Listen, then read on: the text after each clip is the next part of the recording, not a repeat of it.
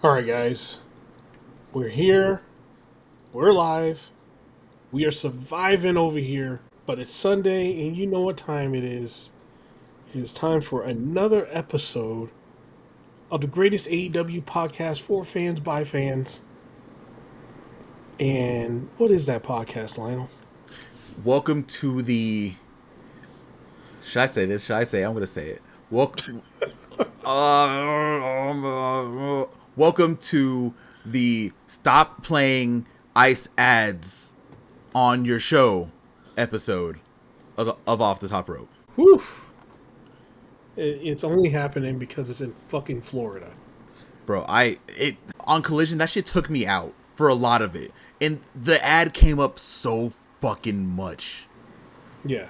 And like, at this point, you shouldn't be burying your head in the sand, right? We're not going to get fully into that. We're not going to do that because there's a whole other can of worms at this point. Yeah. You shouldn't be burying your head in the sand, but at the same time, AEW, all money is not good money. TNT, TBS, all money is not good money. Please. That's all I have to say about that. I think for the most part, I think AEW has no control over it, right? The issue is they're in Florida for one, and once they hit Florida, whoever bought a whole bunch of ICE ads for that time slot. It could, we could take a guess and probably bets on who bought all those ads. Yeah. It was Triple H. It was the other con over there, but yeah, man, like it sucks that specifically on this wrestling show, I don't watch TNT all the time, so I don't know if that shit happens all the time. If you guys actually watch TNT all the time, let us know if that's happening all the time now on that station. I'm curious. I had to watch on TNT this week for Collision, right? Because Triller didn't come up until like a few hours later. Yeah. And usually if you watch this podcast, you know I always watch on Triller. Like always. That's just the thing. The fact that almost every commercial break on TBS was one of those ads. Yeah. It's frustrating. Also, Hangman Adam Page did not like that either. Mm-mm. He put up some resources. So if you also would like to complain, I think, you know what? I think for this episode, Proffitt, we'll just throw it down in the description. Why not? Yeah, let's throw it down in the description. If you're here and you also were not a fan of some of the ads that were played on Dynamite Collision this week, we'll throw down some resources so y'all can also complain. I did on Wednesday and Saturday. So, you know. Yeah, man. Yeah, it's ridiculous. But I'm curious, like, if all right. I don't think it was completely targeted towards AEW or whatever. I think it's the network in general. Yeah, I've seen that ad before on right. I forget where I've seen that ad before, but I've seen it on TV before. Right. So is it just like that channel? Like every time it runs a commercial, it runs that ad. You know, like I don't know how ads work for TV. And I don't know why that's an epiphany, because I've never done that before, obviously. So obviously I don't know how it works. But I'm just sitting here thinking, like, I don't know how ads and stuff like that get cleared. I don't know how that works. Because you have to buy them for. So how a lot of ads work is you have to buy them for time slots, right? That part I know. So, say like during Dynamite, like the time during Dynamite is a prime time slot, pretty much. So they could be like, all right, I want an ad every. It's time slot and frequency, right? So whenever they go to commercial, the frequency they go to commercial, they could be like every time it goes to commercial on this. I'm not gonna say show, like they don't pick a show or whatever, but during these time slots, put this ad there, or we're buying ad space, right? Mm-hmm. Mm-hmm. So it could be they just bought a shit ton for that time slot, and they had to fulfill it by playing that fucking ad over and over again. That's probably what it was. It's still annoying. Yeah, it's annoying as shit. I wish that I didn't have to see those ads. I wish a lot of things, but yeah, it is what it is. I wish nobody had to see those ads, man. I wish that shit was gone completely. Ugh. I know the people who listen to this podcast, thank you all. Make sure you like, subscribe, tell your friends, all that good stuff. I know what y'all are here for. Oh, yeah. Y'all are here for that wrestling news, which we don't have a lot of this week. Yeah, or any at all. Here, I'll give you some good news. Hikaru Shida confirmed that she re-signed with AEW. Let's go. On her stream, by the way. On her stream, yeah. So that, there's good news right there. Bring her back to TV as soon as possible. Now that she's ready, we're gonna talk about it during our reviews of the show, which is gonna be happening in a couple minutes. But I'm pretty sure once Tony got the word that Shida was ready to come back, he was like, "Okay, tag titles, announce them now. Blood and Guts, announce it now. Let's go. Our A1 is back. The Ace is back. Ace is back. Come on." Yeah, that's what it felt like. He signed that deal. He's like, "Oh, well, Shida, there's some tag titles coming out." Because we still don't have, they announced the tag titles 2 weeks ago. We still don't have, anything. We have Ty J's talked about it. Penelope Ford and Megan Bain have talked about it. But we don't have, brackets. We don't have, we have nothing. All we know is that they exist officially now. Well, yeah. Well, Tony Schiavone talked about it quite a bit. Mm-hmm. Every time the lady showed up, he was talking about, hey, they got those tag titles to go for now. he was hyping that up all week. It would be nice to know how we're going to go about getting the inaugural champions, but we'll talk about that as we go. Yeah. Yeah, man. And, hear about the teams. You can just throw the Renegade Twins in there, if you need to fill up some space. Just throw them in there. They should be in there to begin with. Yeah. No matter what. No matter what. Just Renegade Twins. They can also make that a really big tournament too. They could, yeah. But we'll see. We'll see. But you know what, Proffitt? We talked about it. We said that we were going to get into it early. Yeah. Because this episode of Dynamite and Loki, also this episode of Collision, have a lot of things that we have to talk about. Yes, they do. So Proffitt, if you will, let's start our off the top rope review of Dynamite 6th anniversary. Good Lord, man. So we start out with the Bucks, man. And, the Bucks are broke again. with the BTE special, by the way. That looked like it was shot on BTE, which was great. Yeah. They're broke. We got the broke Bucks again. So, man. So they were already in the ring because they couldn't pay for their entrance or anything. And, we had the Don Callis' family, Josh Alexander, the Canadian GOAT, and they're going against the tag team champions, Brodito and Kenny by God Omega. He's back from Tokyo Game Show. He's back. He's rejuvenated, and he somehow did not catch the plague at a game show. And let me tell you guys, you go to any game convention, I don't care what you take, I don't care how good your immune system is, you're going to catch something. The fact that he didn't catch anything is amazing. That's because there's 30% of people there don't shower. That's really a problem. Well, actually, they were in Japan, so, the people are more than likely cleaner. Yeah. Yeah. More than likely. I can't say with 100% certainty. Somebody can correct me if I'm wrong. I did when I was in Tokyo for Wrestle Kingdom last year. Yeah. I got with some mean BO one time. Just once though. Uh-huh. But yeah, it was just one time. I'll probably cleaner. Right. I'm saying okay, out of the law of averages, it's possible. Very possible. It's not like going to a Smash Brothers tournament. That's a whole different thing. It's likely on the other end of the spectrum that you will more likely see a bunch of people with messed up haircuts and yeah. No. Yeah. But man, what is there to say about this match, dude? Everybody went crazy as usual. Like, there's too much to go over. Like, if we were actually go beat for beat for this match, there's way too much, man. Like, I'm just gonna say, for a starting match, and this is what AEW does best, to set the tempo for the rest of the show, this was that match, man. Yeah, everybody went crazy this match. This was, they were trying to target Omega. Like, Josh Alexander for sure was targeting Omega.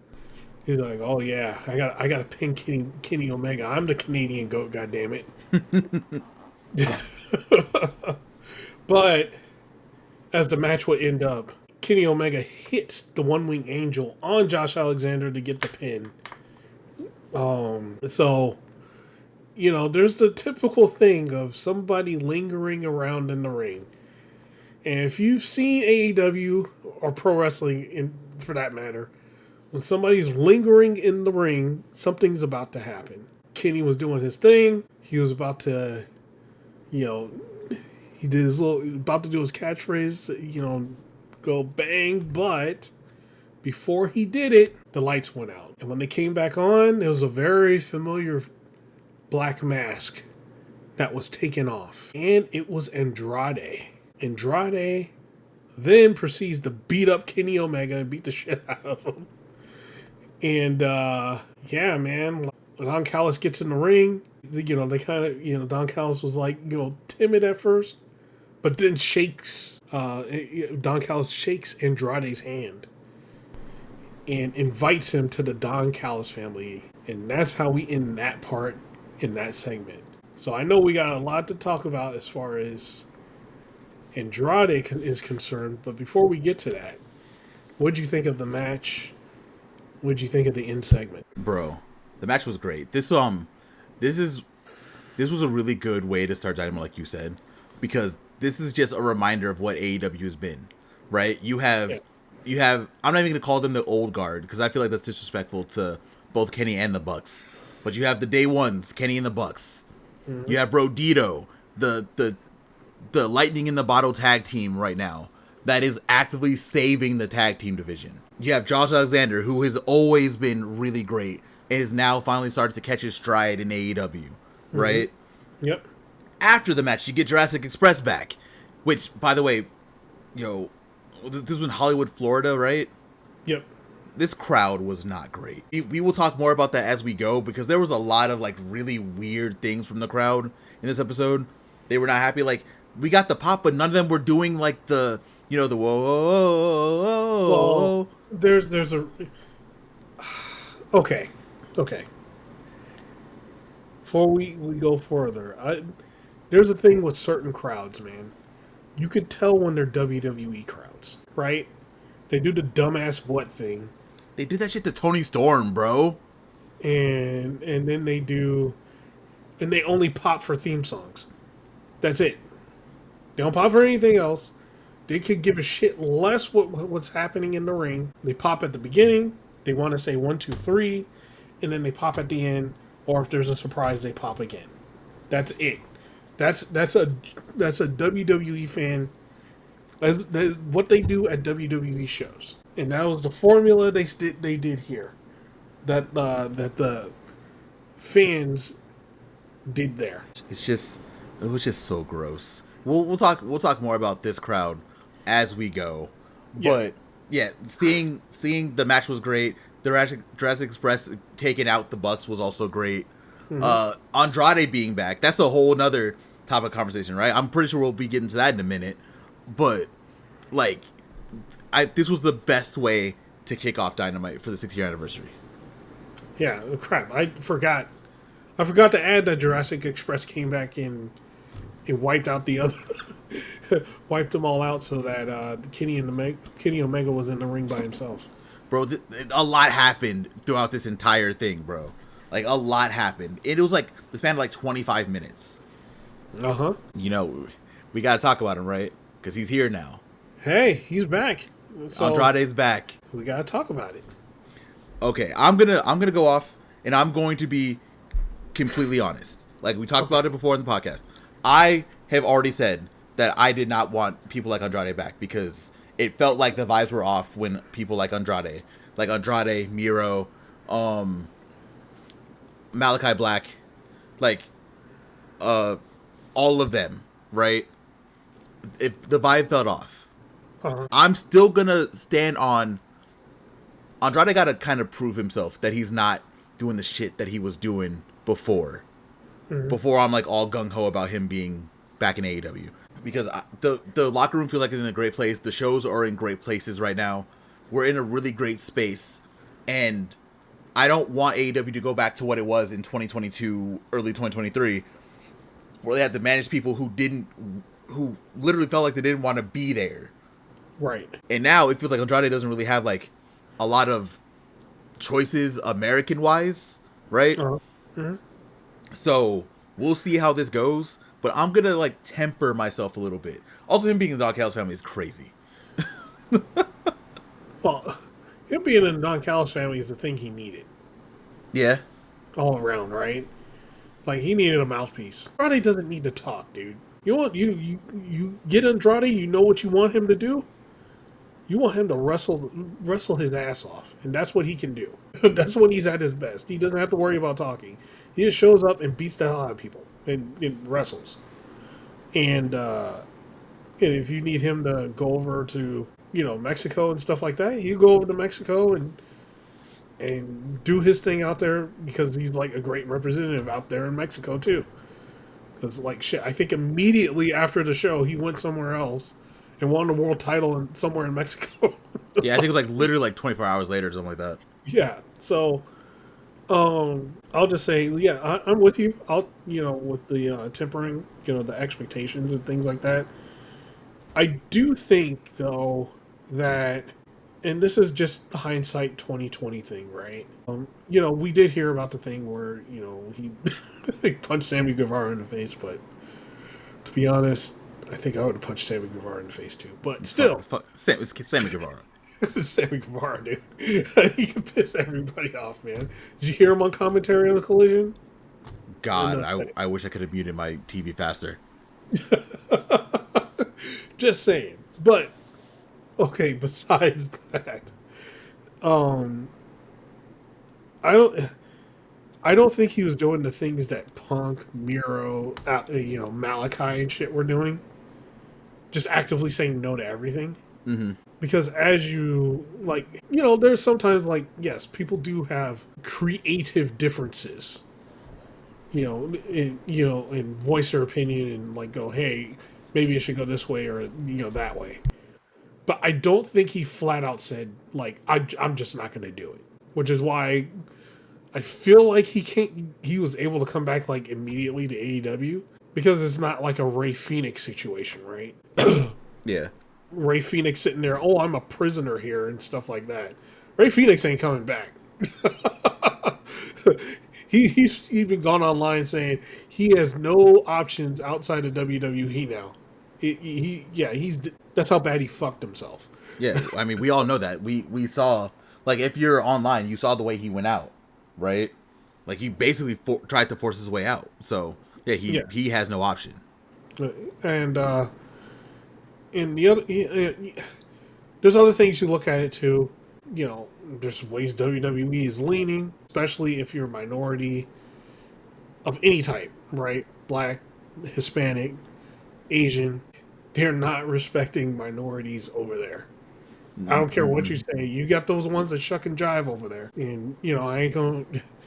You can just watch the TV and you can see who it is, right? Yeah. And, they're the ones that'll get all the TV time and things like that because they shucking and jiving. They doing that thing over there. Mm-hmm. But the rest of the people that just want to go on there and wrestle, not, do their thing, they're completely getting disrespected, and they're getting disrespected based on who they are and what and what nationality, what race they are. So I think that also played into it too, because if you read a lot of Andrade stuff, he's giving subtle hints about it, right? And they also wanted him to work in AAA, and he was like, "Fuck no." Yeah, that wasn't gonna happen. But, I don't care what you say, Andrade. Andrade was not gonna work at AAA. It just never was gonna happen. It wasn't gonna happen. That was the hard no. That's the hard no right there. Because like he knew if he crossed that line and went to AAA, and he probably already felt like he was on the outs. So if he crossed the line and went to AAA and then they kicked him out, right? Then he wouldn't be able to go to CMLL or a lot of places in Mexico. Mm-hmm. So he wanted to keep those options open because he kind of felt like he was on the outs after, the divorce with Charlotte Flair and stuff like that. Everything in WWE started tanking for him after that. Yeah.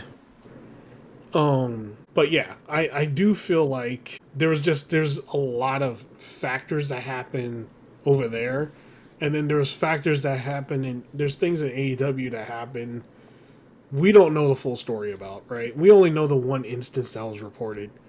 But apparently he left amicably with Tony Khan, which shows because he got hired back pretty much fucking immediately. Mm-hmm. So, again, I'm with you. We'll see what's going on. But there's, in my mind, I'm like, oh, there's more to it than what we know. I think so. Also, we have to say this also. It is very okay to say no to your employer about something, right? Yes. Like, that's not the problem. The problem is when you're brought anything and you say no to everything. Yes. Like, at some point, and I'm not pro work. I'm not at all that kind of shit. But at some point, when you say that you're not going to do anything, right? There's at that point, what are you gonna do? Like, okay, you don't want to do anything. You just want to just sit here. Oh, okay. I'm just gonna let you sit here for the rest of your career. No, that's not how that works. Right.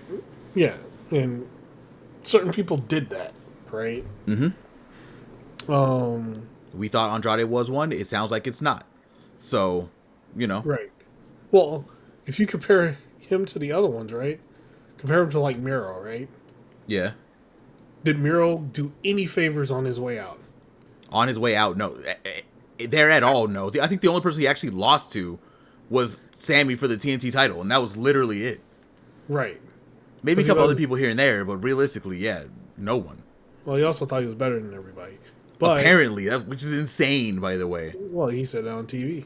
But, the only one that did I think Malachi did too, because he lost to Adam Cole. I mean, but that was after like years of the House of Black being stalled because we couldn't get anything going with him. And there was a thing, and people don't seem to believe it. Malachi wasn't really getting pinned like that. No, he wasn't. Buddy Matthews took, Buddy Murphy took the pin. Yeah, and there were points where Malachi also was not taking any singles matches either, like barely any. Right, even when he lost to Copeland, he did get pinned there, but there was a whole situation about that, right? Yep, it was like a whole thing. Yeah, he didn't want to take the pin, and if you do notice, Brody, the second, what's his name, was gone, Julie Hart got back in the limelight. Brody King got back in the limelight. Buddy, before he got hurt, got back in.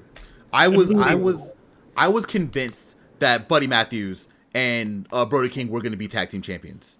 I convinced before Buddy went down. I also thought Buddy was going to beat Okada. I was convinced before Buddy went down with that injury. Yeah, before he went down with the injury, it probably wouldn't be Brodito right now. It'd probably be the Hounds of Cerberus or whatever? The Hounds of Hell still? The Hounds of Hell, yeah.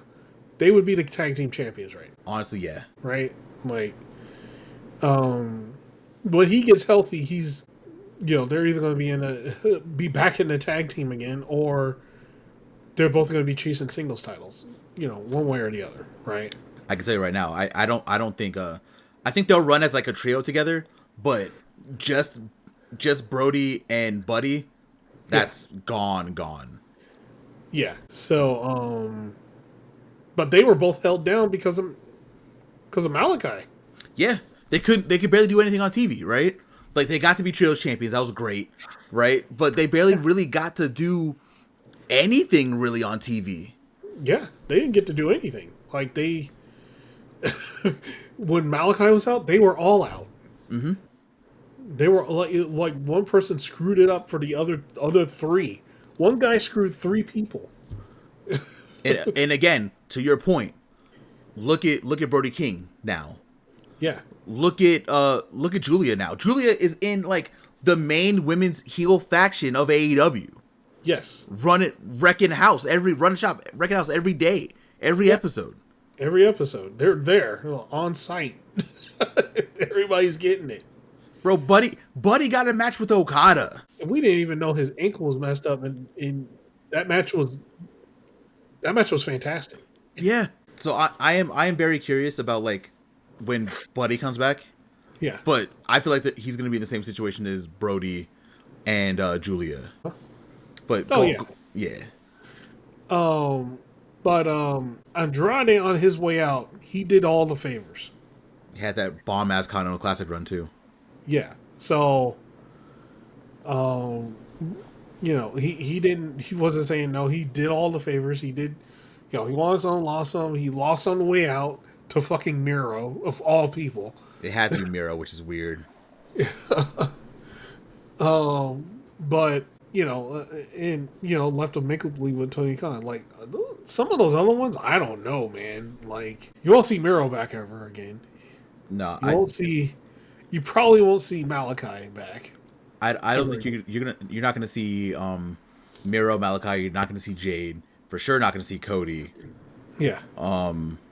There's a few other names also that you're for sure not gonna see.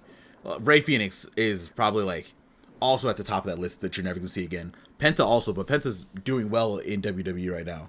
So, yeah. Well, as well as you can in WWE. They wanted Penta. They wanted Penta. They didn't.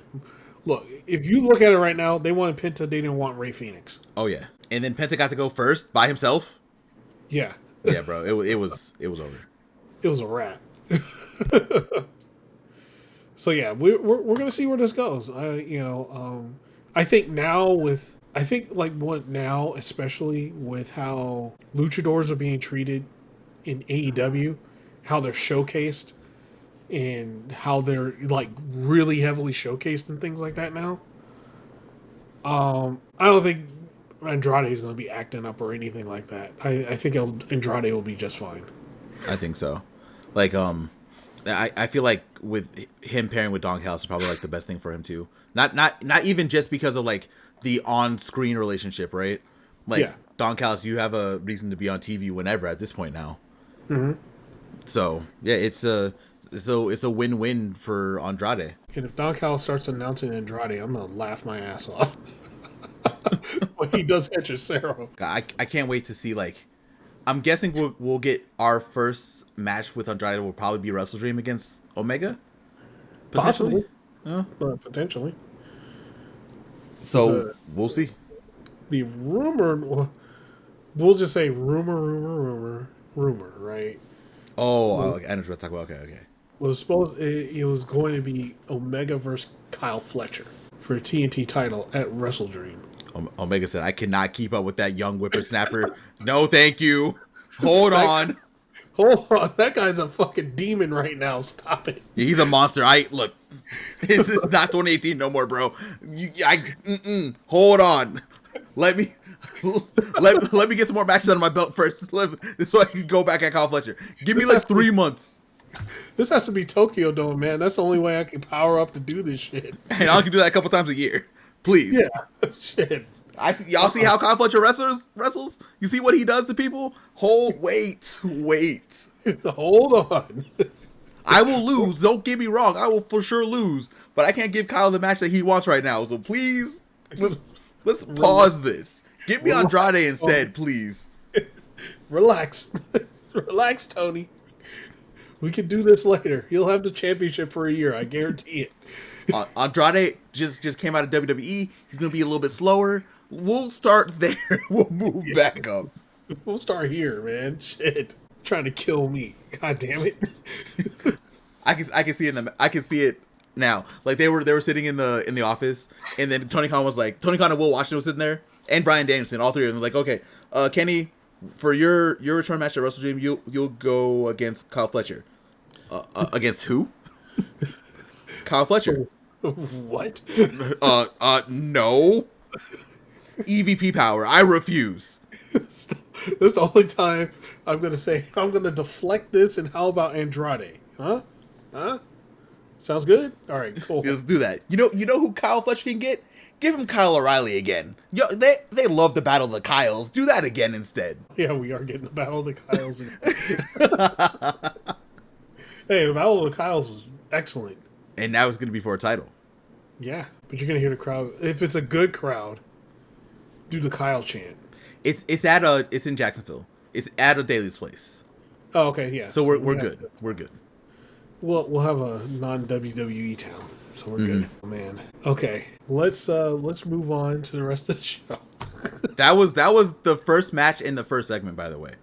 Yes. So we had the 6 years of Dynamite, showed like all of the moments that happened throughout Dynamite in 6 years, man. All 6 years. That's crazy stuff, man. Bro, the fact that we have seen every single one is also crazy. Yeah. AEW has come a very long way in the last 6 years since its inception. Shit, I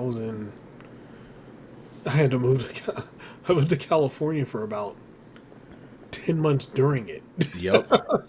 Mm-hmm. Oof, California. Yuck.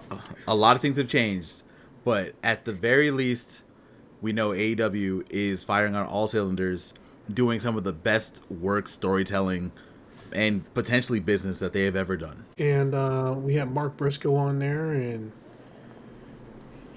Mark Briscoe was talking. He was taking some time to reflect on everything that happened. He was celebrating AEW Dynamite, but he also celebrating, just reflecting on everything that happened up to this point, like such as his match with MJF.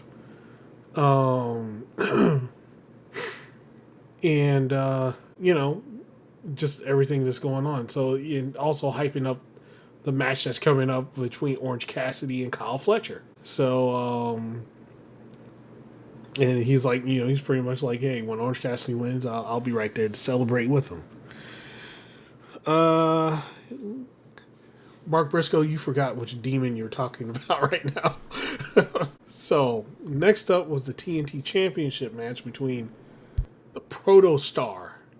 Say his full name, the Protostar, Kyle Fletcher, and Orange Cassidy. Mm-hmm. Let me tell you, man. So, if the first match started at 10, and this match was easily like 11, because that's what Kyle Fletcher matches are nowadays. They're at 11. God bless, they are. That man is on a mission to revive that TNT title. Him and Orange Cassidy put on a show. One of the things I'm going to say is it's great to see Orange Cassidy back. Missed Orange Cassidy that whole time he was out. And this was his first singles match after the injury, right? Yep. He did not look like he had like a second of ring rust, bro. No. Like he's doing the same shit easily still. It's like, bro, oh my God, Orange Cassidy, the man you are. Yeah, man. I'm just gonna say the end of this match was pretty much, Kyle Fletcher doing Kyle Fletcher shit, running full speed, kicking somebody in the face, and then hitting that brainbuster, hitting that nasty sheer drop brainbuster to put Cassidy down for the 3 count. There was some interference by Don Callis, of course. Of course. And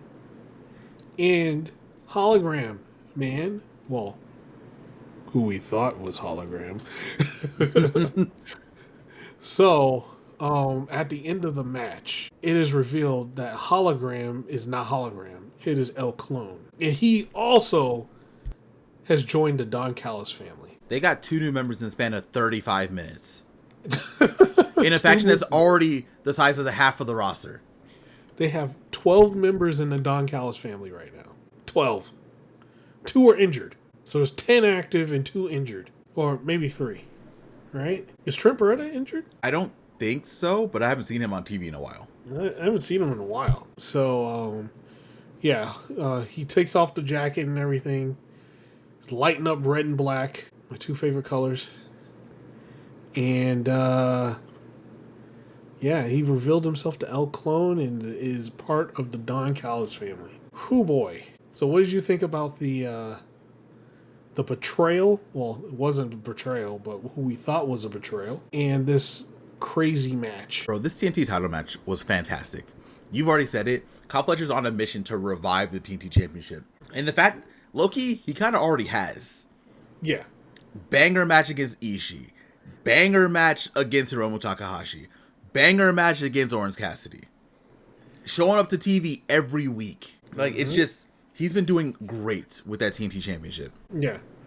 And he's had, unlike, you remember the one thing I was getting on Danny Garcia about during his TNT title run was that he kept flip-flopping back and forth, right? Mm-hmm.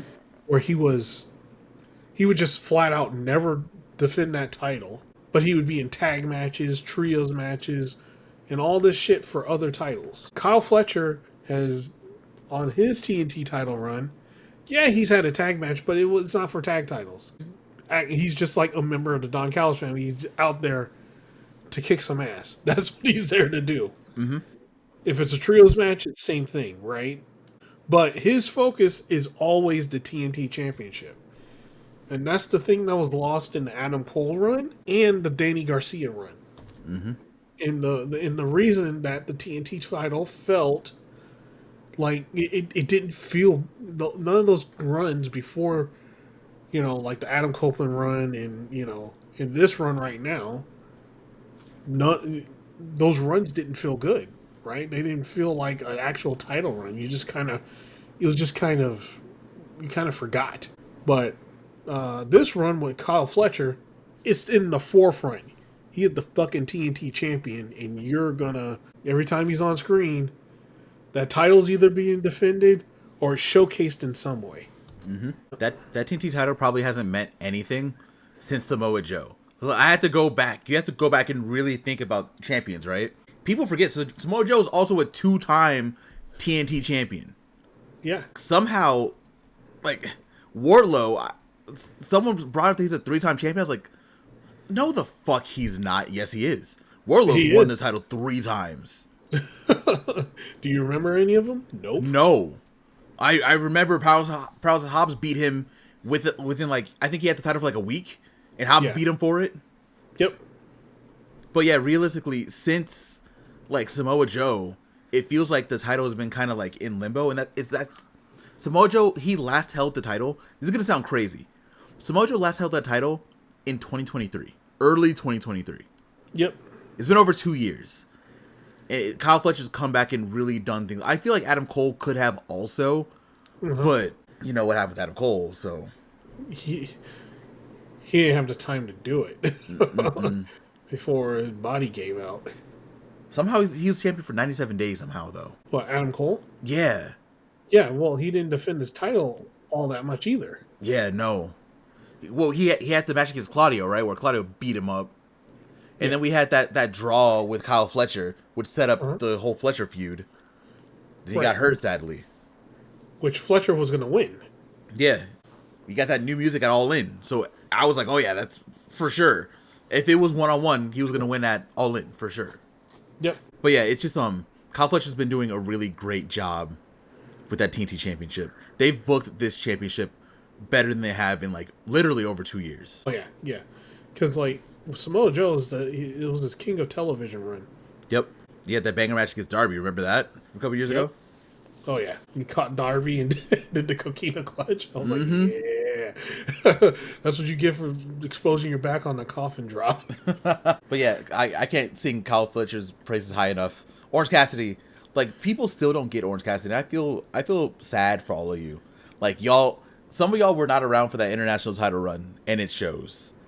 Yeah.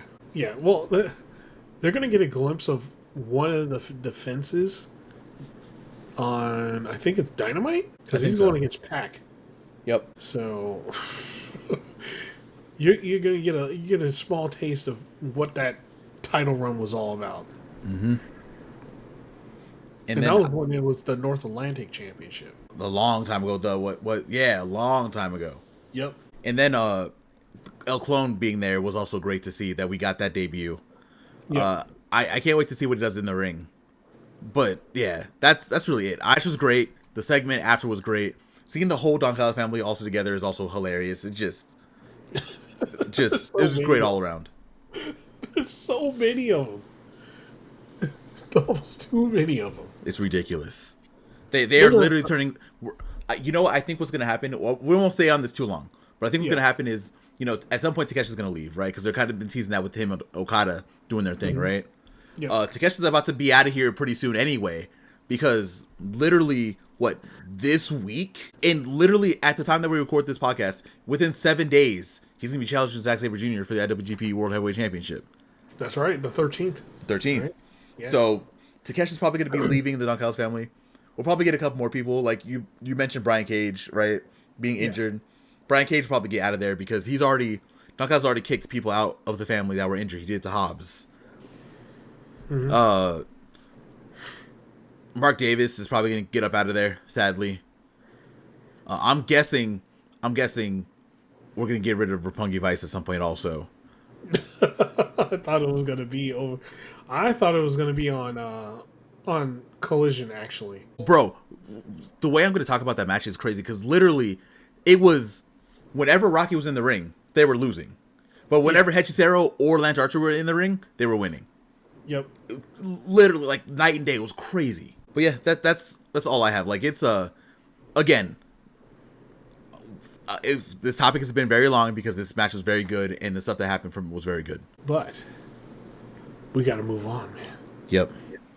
So next up, we had Mercedes Moné, and she reminded her Renee the last time she spoke she wanted to become 10 belts Moné, and she still wants to be that. And now her eyes are on the AEW Women's Tag Team Championships. Another person that's mentioned the Women's Tag Team Championships, but she needs a partner.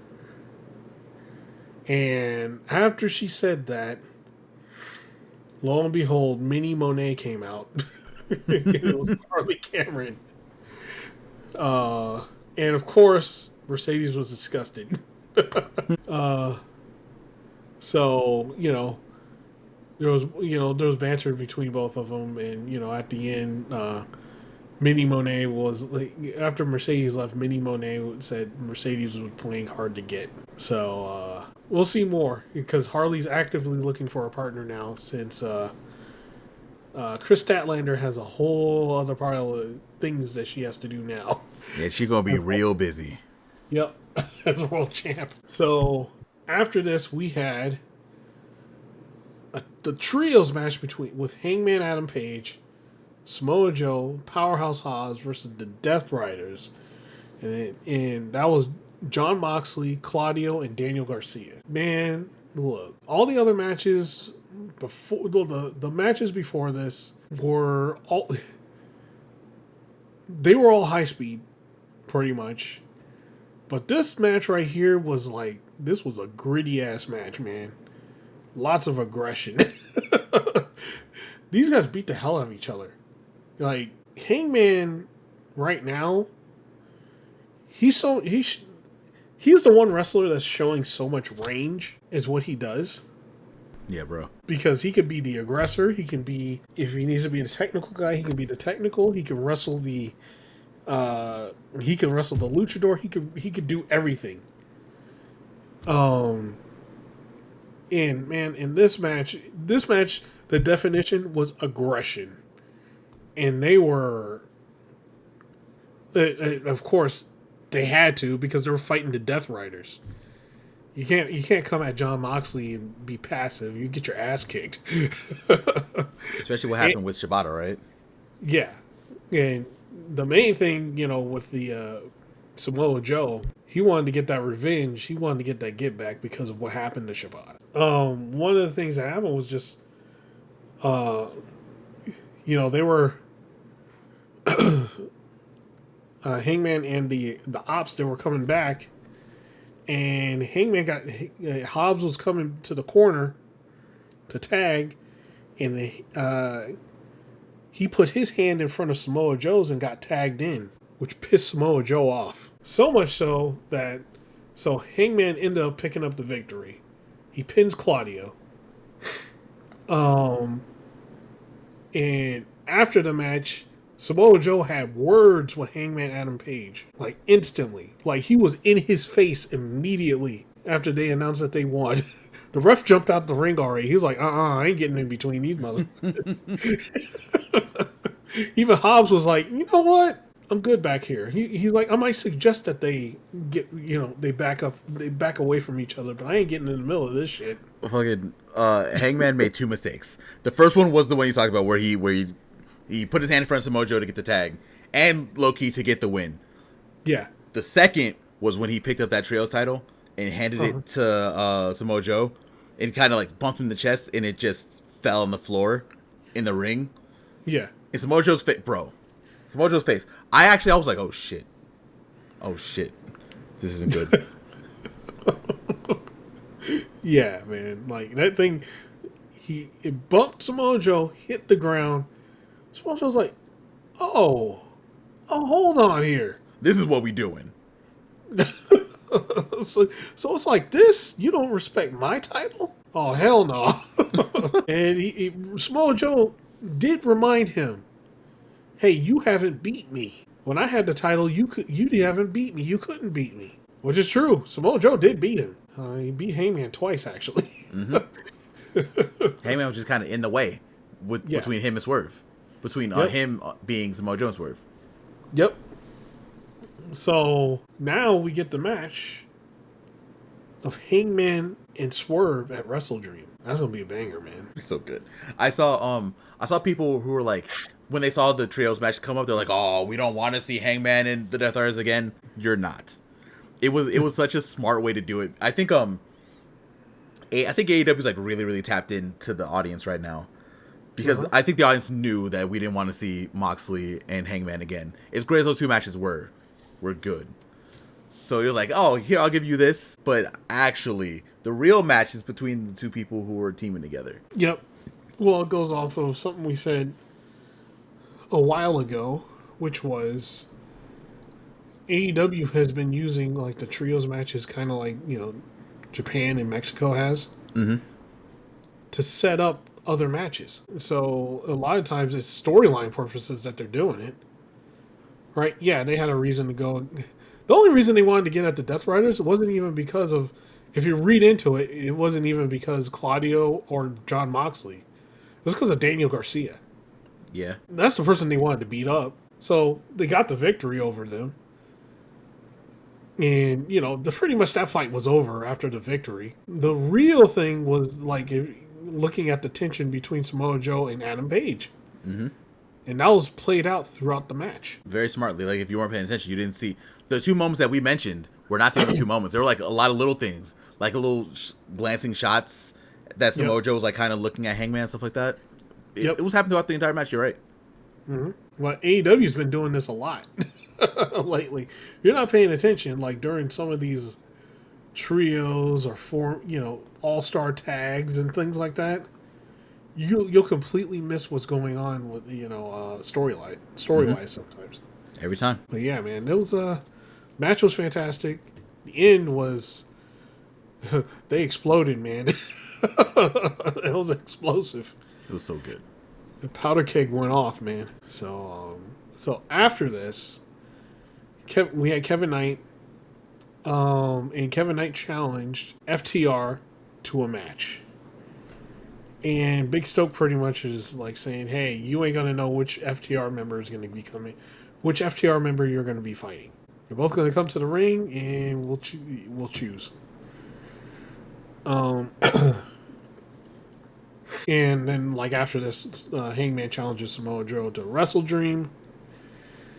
And then Timeless Toni Storm went against Tay Mello. She kind of squashed Tay Mello. Like, this wasn't even really a match. Like, this is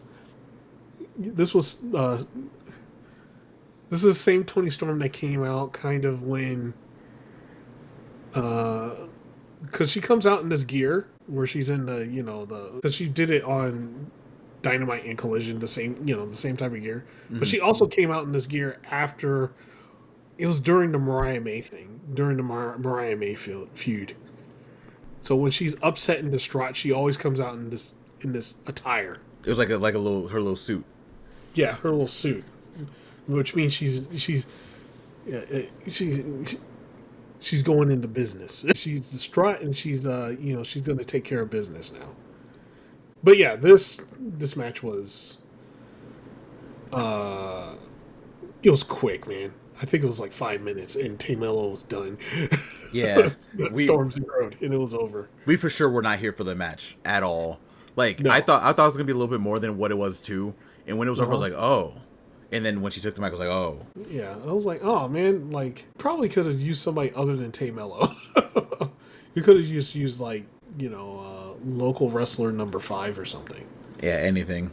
Like it's cool to see Ty get a match with like AEW's one of AEW's goats, right? Like it's cool, but I do wish it would have been not how it was. Like they definitely could have used someone else, especially if she's like her and Anna Jay going for those tag titles, right? Like you see the match Anna Jay had on Collision versus like what happened, with Ty and Tony Storm. It would just been better if Ty did not wrestle Tony Storm. Yeah, because the matches were night and day, right? Like in the Anna Jay Jamie Hayter match, Anna Jay had control like 85% of the match, and then with Tay, it was just nothing. Ty Mello, like nothing. Yeah, so that's I think that's probably like my little gripe about it is that, especially if her and Anna Jay are supposed to be going to be contenders for the tag titles, like you don't want like contenders like that just getting squashed. Yeah, I fully agree. But after the match, Tony Storm gets the mic, and of course we had Hollywood, Florida sucks, so they were doing the dumbass what chants during her thing, and you know what? If you're doing the what chant now, you're just an asshole. I was already not a fan of this crowd, but once they started whatting Tony Storm, I was like, okay, yeah, no. Never come back to Hollywood, Florida again. Just never. Go anywhere around them. Just never go there again. Yeah, that it's a WWE crowd. No. But Tony Storm was like, hey, that was my championship, and I want it back. And she's challenging Chris Statlander. She's like, hey, I'm not done with you, Chris Statlander. I want my one-on-one. I want it back. And pretty much she's telling Chris Statlander she's got to prove it to her one-on-one that she's meant to be the champion. So we're going to see. We're going to see on Wrestle Dream. That's going to be a badass match. I cannot wait. Yeah, I'm excited. After this, we had Eddie Kingston versus Jalisco announced for Collision. That was a fun match. Other than Sammy Guevara and commentary. I have thoughts on that match that we'll talk about when we get to Collision. Yeah, I have some thoughts. It was fun, but there's some things I have thoughts about. Yeah, we'll talk about that when we get there. I think you and I might be on the same page without even talking about it. Yeah. A little bit after this, Samoa Joe, he answered Hangman Adam Page, and now it's official for Wrestle Dream, and that's gonna be a badass match too. And now it's the Gates of Agony versus the Swirl. I don't think I have to tell you guys what happened during this match. It is going to be very obvious how Khan and Tully Leo completely fucking destroyed Blake Christian and Lee Johnson. Like, it was no contest. This match was the actual match lasted probably about 3 minutes. They got annihilated. I forgot this match happened, and now it makes me upset about what happened on Collision with them and Jay Lethal. But we'll talk about that when we get over there. I got thoughts about that, but it's kind of funny how he delivered his stuff, right? Mm-hmm. Because he's like, yeah, we're too cocky, and we're kind of losers. But you, you on the other hand, You were supposed to be the great one. What happened? you're the chosen one. Not so chosen, huh? We suck. You're not supposed to suck. That's literally what happened. We know we suck. But you? But yeah, man, like at the end they got double choke slammed, and Ricochet did the spirit gun to the back of Blake Christian's head after the match was over. Hurt Syndicate appeared, of course, and MVP. He apologized to Shelton and Bobby because he embarrassed himself at All Out. But he says he can still fight, but he he says he doesn't want to fight. He demands a street fight in Jacksonville. And Ricochet is like, "Oh, you guys want to get your ass whooped in Jacksonville too? All right, the fight is on." So we're gonna have the Hurt Syndicate versus the GOA, the Gates of Agony, and Ricochet. The demand on Dynamite. They demanded the demand fight them on Dynamite. I can't wait for that match. I am more than the match. I'm very curious about how Bobby Lashley is going to do in this. I want to know what Bobby has planned for this match. Him and Tony Leona are going to kill each other. Yeah, that's what's going to happen, bro. After them bumps that he was taking, from Toa last week. Yeah, he might be like, "Hey, Toa, stab me. Let's go." I'm like, "No." Like, what? Toa's gonna be like, no." He's like, "I got the rush. Let's go." It's like Bobby, please no. Bobby, chill out.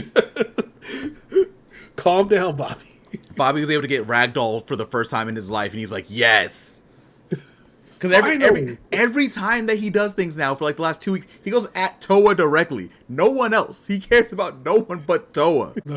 Hey, that's what's great, man. They actually, if you look at it, if you look at it from a long time ago, right? Well, the first time they fought Gates of Agony, during I think it was during the Dynamite. And the Gates of Agony were the first team to kind of ragdoll them. Yeah. In a way. After that, they've probably been trying to find ways to help out the Gates of Agony, and get them more, bring them up more. Mm-hmm. That's what it seems like. They've already done like a lot of elevating already. With having Ricochet with them to begin with, and then having them feud directly with the Syndicate, and being like on the same tier, same level as the Syndicate, already by itself does wonders for them. Because again, wrestling fans, I'm not gonna go too hard on y'all, but y'all want the Syndicate to lose every week, and if the Syndicate would have lost every week, according to y'all, we would not be having this moment right now. Like, this would mean nothing. So just know that most of you were wrong. They wanted that weird 50-50 booking, which is so dumb, and that shit only works on certain teams. You can't book the Hurt Syndicate the same way you book Private Party. No, you can't.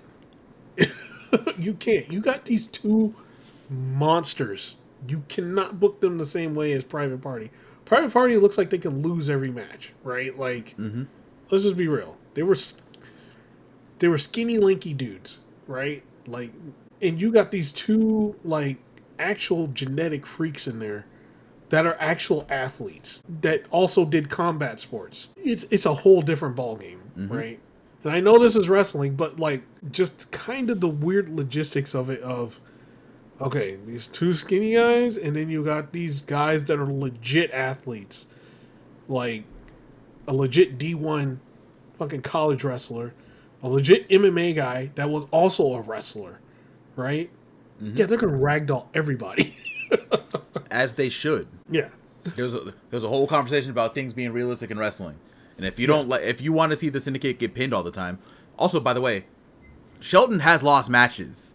Yes. Like, y'all just want Bobby to lose for whatever reason. I don't know why y'all so obsessed with Bobby Lashley losing a match. But hey, what do I know? It's y'all just being a little weird about them. No, well, Bobby, no, like, is a That's a whole different thing. Like there's a like one-on-one against Bobby Lashley. No. He ragdolled Swerve. Do y'all expect him to lose to like? No offense, and I mean no disrespect when I say this, because I've been singing his praises literally since longer than some of y'all even knew he existed. Yeah, Bobby Lashley should not lose to Kevin Knight unless it's like it's built as like a major upset. Right. It's that kind of thing, like that, and that's why the Syndicate feud works so well right now. Because remember, when the Demand beat them, everyone was like, "Oh my god!" The crowd was even shocked. Yeah, You want to get those kind of reactions. People losing should mean something, and it does. Especially it does with a lot of people in AEW for the most part, but the Syndicate specifically. You beat the Syndicate, that means something. Yeah. Well, shit. Look, when Okada loses, that's going to be a big deal. Yes. It's going to be a huge deal. Because I think he's pretty much undefeated. Has he? No. Remember, In singles. In singles, he lost a couple matches in the Continental Classic, or one. I think he lost one match in the Continental Classic. No. He lost his title. No, in the Continental, you don't lose your title directly in Continental Classic. Damn it. No, I was thinking something else. Yeah, never mind. Yeah, no, there was it was that weird triple threat thing with Mascara Dorada where like they made every match a title match, right? Yes. Who did he lose to? He lost to Fletcher, right? Fletcher. I think he lost to Kyle Fletcher. Yeah. And look at Fletcher now. Yeah, look at Kyle Fletcher. Wins and losses mean something. So just before everyone's like, "Oh, Syndicate should have did this, Syndicate should have did that." None of us know what we're talking about. That's all I'm trying to say. Like none of us know. All I know is the Syndicate losing a lot would mean nothing for Gates of Agony. Right. And now that they beat them, it means something. Yeah. Well, if the Syndicate lost a lot, it would put us back to where the tag teams were before. Yes. Right? Like, there was a lot of times, like, somebody will win the tag team title and it didn't mean shit, dude. Because, oh, hey, they'll just do a non-title and then fucking lose every goddamn time. Right? Which was pretty much Private Party, right? That was one of the biggest problems in the tag division. Yeah. Or they'll just lose to a random tag team. You couldn't take any of the tag champions seriously unless it was like the Bucks or, back when it was Omega and Hangman and stuff like that. But after that, like, some of the ones in between, it's just been like, okay. And that's why, like, right now, Brodito is looking looks fantastic, as a tag team champ. That's how the tag team champs should look, right? Like, they're going in there and they're just they're kicking ass, man. Yeah, so I fully agree. Yep. So with that, we're gonna move on. We're gonna move on to the next little segment. Well, couple segments. There was segments galore, man. So we had Chris Statlander. She's gonna face Toni Storm at Wrestle Dream. And she was pretty much talking. She was like, "Hey, she never faced Toni Storm 1v1 after all this time, and now that she's world champion, she's finally gonna get the chance to." And then Harley Cameron interrupted. It was an encouraging stat before her match, because like right after this, the main event happens. And then we find out Brodito is going against Okada and Takeshita on Title Tuesday. Oh, Lord. And, yeah, man. And then Takeshita was like, what? Really? I got to tag with him? And Okada's like, yeah, you got to tag with me. While holding his title up. And it's like, man, these guys are going to... When this match finally happens, the singles match finally happens, it is going to be off the charts. It's so good. It's going to be off the charts. I cannot wait for that match. So now we are on the main event for Dynamite. We had the AEW Women's Champion Chris Statlander and Darby Allin going against Marina Shafir and Wheeler Yuta. Let me tell you, man, this match went in a way I did not think. This shit kind of got hardcore real quick. It was so good. I'm so happy they did it that way. It was like the Death Riders were coming to the ring, and Darby Allin and Chris Statlander was like, nope. They started beating the crap out of him before, like, they were walking into the arena, and Statlander and Darby Allin immediately intercepted him and started fighting. And they started beating the crap out of him too, man. And they worked their way into the ring, and man, there were some things that happened. There were some tacks that were put down by Wheeler Yuta by his mistake. Oh, God. He gets knocked out of the way, and Chris Statlander picks up Marina Shafir, because we all know Marina is barefooted, and doesn't backdrop her on it, she just slams her feet right into the tacks. Oh. And Marina's like, ah! She's trying to stand up, but she can't because that shit hurts. Woo! And she had a lot of tacks on her feet, too. Oh, God, it was so gross, bro. And, man, so what happened was, of course, the good guys won. And, she did the 450 splash. And then Darby Allin hit the coffin drop. And, yeah, that was it. It was over. They got the pin. It was done. But Wheeler Yuta did his best Master Fuji, and he sucks at aiming. And he threw the powder in Marina's eyes. I was like, "What are you doing? What are you doing, Wheeler? You suck." You got choked out by Marina Shafir for it. That's your whole fault. But yeah, man, it was great. It was a great match. But at the end, Toni Storm appeared on the ramp, and they both smiled at each other. Her and Statlander smiled at each other for a second, and then they started punching each other, and then so they got led to the back. Darby Allin was in the ring, and as you know, if you're in the ring by yourself in AEW, something's gonna happen to you. Well, the Death Rider swarmed the ring, and Darby Allin was by himself, and Pac got in there, was choking Darby Allin with a belt, because he tied the belt up, and then he's choking him with it, and then Jon Moxley, took his sweet time, because I think he enjoys seeing Darby Allin die. And he's like, he didn't know how he was going to do it, but at Wrestle Dream, he's going to make Darby Allin say, "I quit." And, yeah, man. And that's where we leave off, and that's the end of Dynamite. So what did you think, man? So much happened in this episode of Dynamite, bro. Oh, my God. 6th anniversary. We had a lot of really good things in here. This might be a personal favorite Dynamite of the year for me. Like, I just enjoyed top to bottom. And I usually enjoy Dynamite for the most part. Like, we've talked about when we don't. But, like, this has to be, like, probably one of my favorites of the year. Favorite all time? No. But favorite of the year, yeah. Favorite this year? I can see that. Yeah. It's one of my favorites for sure. I'll have to think about, like, which ones are, like, really up there at some point before the end of the year. Yeah, it was a damn good show, man. Damn good show. That ending segment, too, where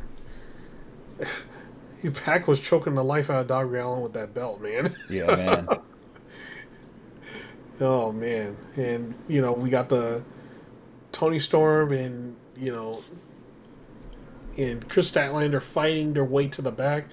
Shit. They're probably still fighting right now. They might be, honestly. It was like Aminata and Tekla. Just fighting all over the arena. But yeah, it was a damn good show, man. Dude, it started out on fire.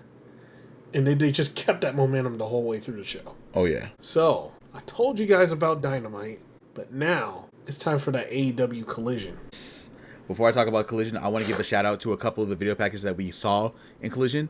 We're getting the IWGP Women's World Championship match coming up this week on Ring of Honor, and we got a video package for it, which was very awesome to see because we usually don't get that a lot.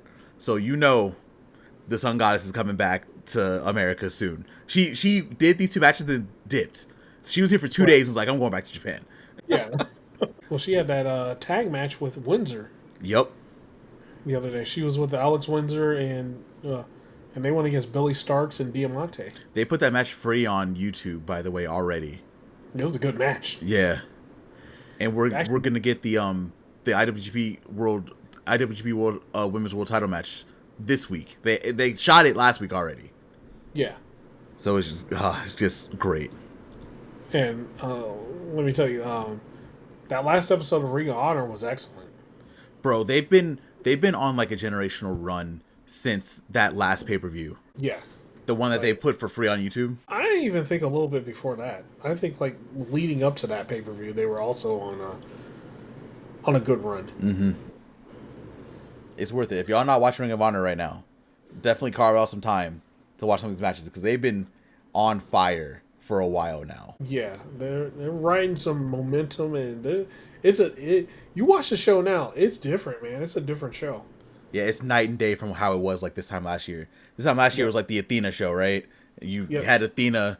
That was basically the main draw of Ring of Honor. Now, a lot of people on that show now. Yep. I think Bandito helped out a lot. Yeah. And yeah. It's been real good. Now going into Collision. Collision starts the way it normally does. We got promo packages from basically a lot of people who are on the show. I'm not going to talk about all of them, but I'll talk about who talked. We had one from Stokely. We had one from Jesse and Willow Nightingale. We had LFI. Eddie Kingston. Eddie Kingston was there. He's doing it. Oh, I hate this thing with a Hook, who looked like he wanted to laugh so much, which was funny. Anna Jay, we got something from Paragon and Orange Cassidy, but the difference was after Orange Cassidy was done, Pac shows up, and Pac challenges him, like we talked about earlier, to a match, and we're going to be getting that on Dynamite Homecoming on Tuesday. So the day you're listening to this, literally tomorrow, we're getting the match. Yeah. Now to actually start Collision, we had another 6-man tag. We had the Death Riders again pulling double duty this week. Moxley, Claudio, and Dan Garcia versus Dynamite Kid, Adam Priest, and Jay Lethal. I'm not going to talk too much about the match, but Lethal basically got murdered. He was in the Dragon Tamer and then got hit with a stomp from Moxley, and he was passed out. Like, he was knocked out. He was done. And that was what got the Death Riders to win. I'm not really super happy about that, but we kind of talked about a little bit already. We got a little promo package, a video segment after the fact, after Collision, talking about like we might be getting Demon Jay Lethal back. Oh man, potentially. Look, if you guys haven't seen that version of Jay Lethal, you're in for something. You're in for something because he can still do it. He can still be that version of Jay Lethal. He's only 40 years old. Yeah, so just do yourself a favor. Watch some of those matches of that version of Jay Lethal. House of Truth Jay Lethal, fucking monster. if you have Honor Card, you can literally look at them all. Yeah. Or I said Honor Card, Honor Club. You can get all of them. Yeah, man. All right. After the match, we had Daddy Magic getting into Daniel Garcia's face again. Like, are you gonna be a goddamn man? You can tell me what's going on. Meanwhile, the Death Riders are like on the other side of the ring. They're just looking. You can see that the camera angle was like perfect. Like Danny Garcia and Daddy Magic were sitting there arguing, and you see Moxley and Marina just kind of leaning on the steps, just kind of looking at him. Danny Garcia picks up the mic and he was like, "Hey, I don't know how to tell you this, but when I was with you, you were making me a loser because you're a loser, Daddy Magic." And then he said, "If I stayed with you, I didn't want to end up like that parasite." And he pointed directly at Nigel McGuinness. And Nigel was like, me? Like me? Even Moxie was like, damn. We got the close-up of Moxie's face. He was like, damn. And he's like, I didn't want to be a loser. I'm with winners now. I'm going to be with winners. So he dropped the mic and then walked off. Daddy Magic was standing there. Moxley kind of turned around. He looked at Nigel and he was like, I didn't tell him to say that. Don't look at me. And then they left. Daddy Magic looked kind of shocked. And that was like the end of the match in the segment. Profit, do you have any thoughts? Yeah, Daddy Magic. No, not Daddy Magic. Nigel McGuinness had that, that 50 Cent gift. What did he say fuck me for? Why'd you add me? That's between y'all. You just had to fucking add me. I had nothing to do with this. Daddy Magic didn't say anything because he knew it was true. He knew, he just got called into his face. He knew in the deep recesses of his mind, he's on the losing team. He's losing all the time. So, unless he, him and 2.0 go back and they start winning, Danny Garcia's right. They ain't have it anytime soon. Nope. He'll be on commentary. Mm-hmm. Next up, we had a couple, we had a video package with Darby and Moxley, and then Stat and Tony. Nice little Wrestle Dream package. That was kind of cool. After that, we had Kip Sabian, Mother Wayne, and Nick Wayne all backstage with the Doctor. Nick Wayne's like, "Hey, I'm coming back. You can't keep the project down," stuff like that. Doctor's like, "Hey, you're gonna need like another 6 to 8 weeks, bro. Like, you can't wrestle yet." And they were not happy about that at all. They all got into his face. They're like, okay, whatever. And Nick Wayne kind of walked off. Potentially we won't see him in a couple months. Potentially that could have been like a little thing. I don't know, but I guess we'll find out. Right after that, we got talks from Nigel and Tony Schiavone again about the women's tag titles. Talking about, Anna Jay wants in. Anna Jay and Ty Mello want in for sure. So we're gonna do all this. So that was fun. We had two little mini segments. Nothing really too much there. I'm just going to get into the next match, then I'll ask you about your thoughts for everything as we go. We got Anna Jay versus Jamie Hayter. And when I tell you this match is going to be underappreciated, this match was so good. This might have been one of Anna Jay's best matches since coming back from Japan a couple years ago. Anna Jay was taking the fight to Jamie Hayter literally the entire match. Whenever Jamie Hayter would do something, Anna Jay had a counter for it. There were points where Jamie Hayter was able to take control for a second, but she couldn't hold on to it. Jamie Hayter got trapped into the Queenslayer a couple times. She was able to reverse it twice. The first time after she hit after that she hit a couple a John Woo dropkick and a dropkick from the turnbuckle. But the second time that Anna Jay got the Queenslayer onto Jamie Hayter, she's able to reverse out and then hit a Haterade for the win. Very good match. Anna Jay's nose started bleeding immediately after. It was forceful. But either way, it was a really good match. A really good showing from both Anna Jay and Jamie Hayter. They both got up and they shook hands, and that was all. Profit, do you have any thoughts on the last few segments and this match that we just talked about? Last few segments. Well, the Nick Wayne one's who do you think is this? This is Nick Wayne. He's generational. And Nick Wayne just limping off is oh. Yep, he's probably going to be gone for, another couple months or so. Yeah, they said 6 to 8 weeks, so I'm guessing that's what we should expect, another 6 to 8 weeks. Yeah. So by the end of the year, he'll be back. Yeah. I also think the match between Anna Jay and Jamie Hayter was great. Even though some people argue that, and I've had this argument on Blue Sky, by the way. You can look up this argument, and it was when I was talking about Britt Baker, of all people, because people think Britt Baker is some kind of good... People think Britt Baker could actually keep up with any of the mid-card wrestlers and above, which is not true. Mm-mm. But Anna Jay just... The past few weeks, all the people that person said have all been proving me right, by the way. All the people from Triangle of Madness, and lo and behold, Anna Jay was also brought up in the conversation. But yeah, Anna Jay did good. I think there was something where she landed weird at a certain point, and they had to slow down for a second. But after that one part, they kind of just went full speed. Oh yeah, full speed ahead. Oh yeah. So yeah, it was a good match. It was a fun match, and you know, at the end, like I said, it's on site with everybody. Well, it didn't happen at the end. Well, kind of.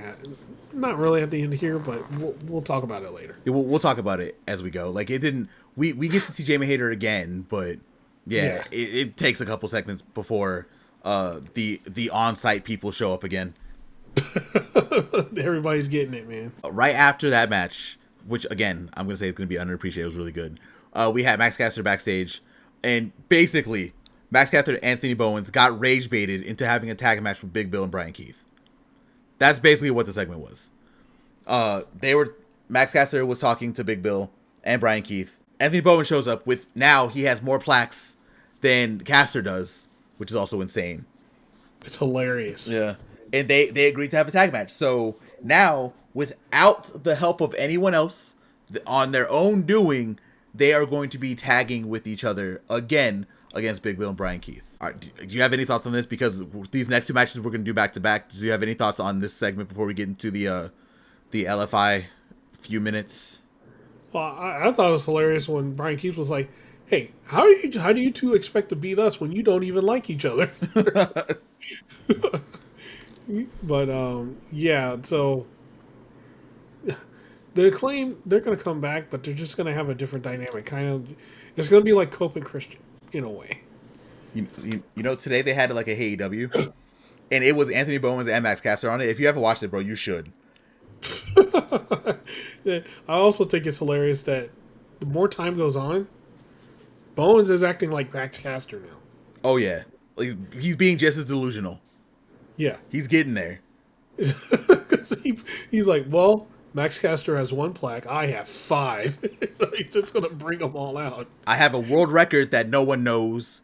Like, I don't know what it is, but we have a world record. And then I have my 3 magazine covers, which I'm not going to lie. That's actually kind of dope. I'm not going to hold you. That's kind of dope. Yeah, But the world record plaque, I was like, okay, what world record? You're not saying anything. You just have a world record plaque? I've never seen a world record plaque like that before. Don't they usually say what the world record is for? yeah, but we don't see it long enough to see what the world record is. Hold on. You know what? Hold on. I'm gonna see if he's a liar or not. Anthony Bowens world record. It's the first thing that comes up. Oh. No. Anthony Bowens has the world record for being officially amazing. So it's Max Caster tears of shit. Bro, this shit is crazy. Oh yeah, he's off the deep end. Yeah, he's lost it. They just started cheering Max for 1 week and he started losing his mind. But now we know. So if you didn't know, like we didn't, Anthony Bowens has the world record for being officially awesome. But again, he's acting more like Max Caster now. Every week is getting worse and worse. Speaking of worse and worse. Oh no, I already know what match you're about to talk about. We got 2 really quick ones that we gotta watch. That we gotta talk about. Don't watch these. They were not great. Sammy Guevara and Roosh destroyed Cha-Cha Charlie and Shane Stepson. Like, it was a very quick tag match. They barely had any offense. Really, Sammy Guevara barely had any offense either. It was mostly Roosh beating them up, and then Sammy gets the tag in at the end to get the win. I have a lot of thoughts about Sammy. It seems like he's a leader of LFI, and I don't like that. But we'll stop. I won't talk about that yet, and we'll get on to the next match. Jalisco was out there, so all of LFI was out there together. Well, all of LFI that we have now was out there together. And then, while Jalisco was out there, while Sammy Guevara and Roosh were celebrating, we got Eddie Kingston coming out to set up the match with Jalisco. We had the match. Eddie Kingston was getting his ass beat for a majority of this match. Like, there were points where, like, Jalisco would slap him and he would just, like, kind of fall over. That's how a majority of this match was. But Eddie was able to hit the Hurricane, the spinning back fist, to get the win. Meanwhile, Sammy Guevara's on commentary, and he won't shut up. Like, he just continues. He talks a lot. I know some people like this. I was not the biggest fan of either of these, honestly. I have thoughts, but Proffitt, do you have any thoughts on these 2 matches? Yeah, bro. They were... Okay. Eddie Kingston match. Let's see. I think Eddie needs to stick to tag matches for a little bit. Yeah. He's not one-on-one ready at all. And it looked like when Dralistico did that drop kick in the corner to his leg, I think he freaked out for a bit. Or he could have just played all of us, but yeah, so we just need more. He needs more reps. We'll just say that. I'll just put it like that. He just needs more reps. The other match, the squash match, it just was what it was. It's just whatever. I don't watching Ring of Honor though. Sammy Guevara is not the leader at all. Not at all. He's just a goon. That's it. He's just a vocal idiot. That's all he is. Like, the leader LFI is still Roosh. I'm gonna have to watch more Ring of Honor, because looking at how this was, I was like, oh my god, this is I don't like this for a split second. Yeah, no, not at all. Also hearing Sammy Guevara's name before Roosh's music also kind of pissed me off too. I was like, yeah, I hate all this.